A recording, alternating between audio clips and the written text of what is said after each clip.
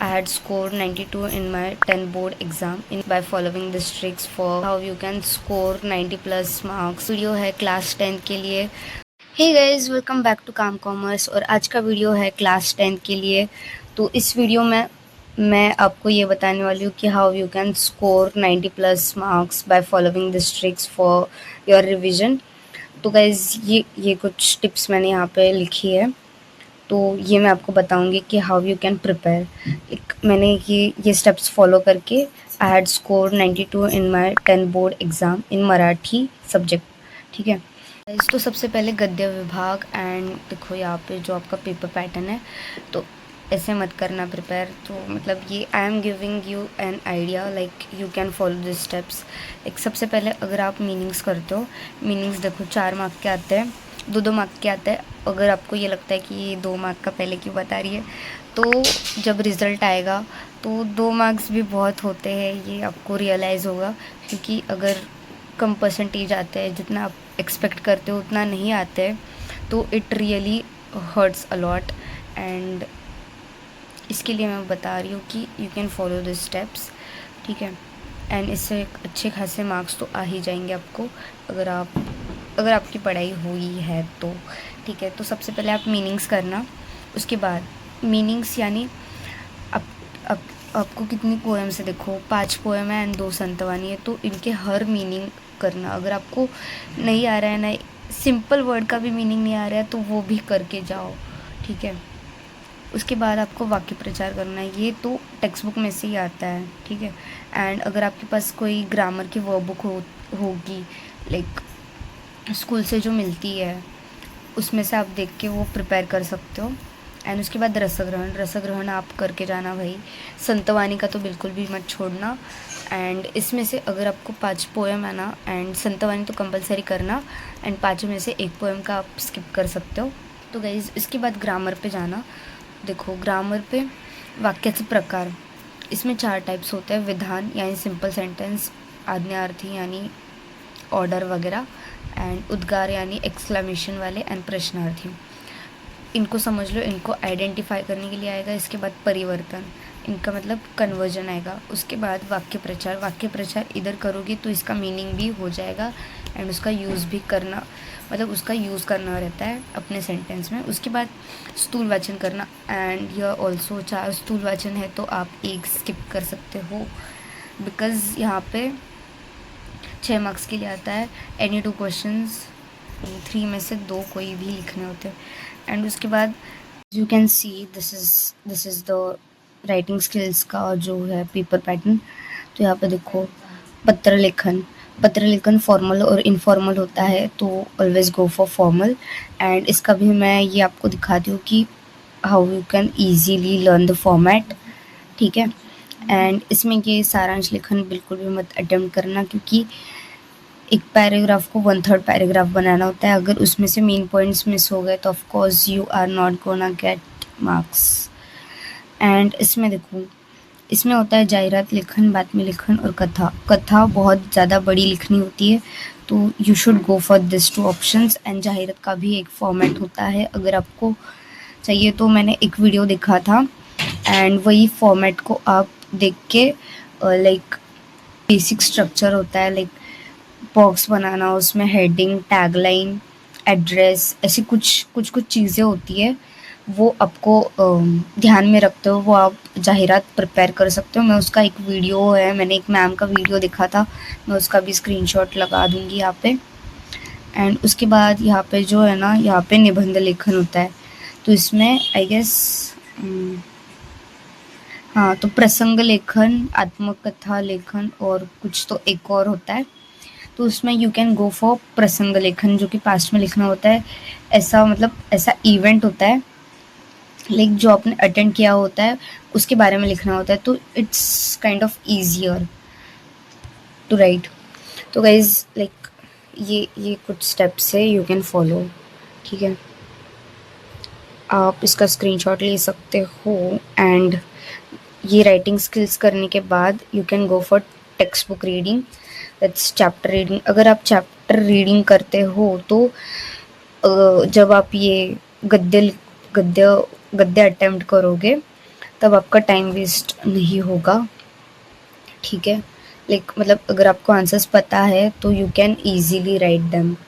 And इसके बाद ये स्वमत को भी तीन तीन पार्ट्स में डिवाइड करना, intro, main main part and उसके बाद कंक्लूजन। ये तीन तीन फॉर्मेट लाइक फॉर्मेट है लिखने का। तो और ज़्यादा बड़ा भी मत लिखना क्योंकि 2 मार्क्स के लिए आता है गेस, तो बहुत टाइम वेस्ट करने की ज़रूरत नहीं है। एंड उसके बाद पोएम के क्वेश्चन आंसर्स आप कर सकते हो, और ये तो मतलब बहुत टाइम होगा तो ये करना। एंड लैंग्वेज का पेपर गाइस बहुत लेंदी होता है, तो of course you have to write from starting से ही फास्ट लिखना। एंड डोंट पैनिक गाइस, अगर आप सेंटर लेट पहुंचते हो या फिर कुछ होता है तो पैनिक मत होना, एकदम आराम से काम रह के लिखना, ठीक है। एंड टाइम वेस्ट बिल्कुल भी मत होने देना। अगर आपको कोई क्वेश्चन नहीं आ रहा तो उसके लिए स्पेस छोड़ देना, ठीक है। स्पेस छोड़ देना एंड आगे बढ़ जाओ। एंड अगर बाद में याद आया तो you can go for it, because ये राइटिंग स्किल्स में बहुत लिखना होता है एंड इसमें सोचने के लिए भी बहुत टाइम लगता है। तो you can follow those tips and you can score really good. मैंने भी यही किया था, आप भी ये कर सकते हो।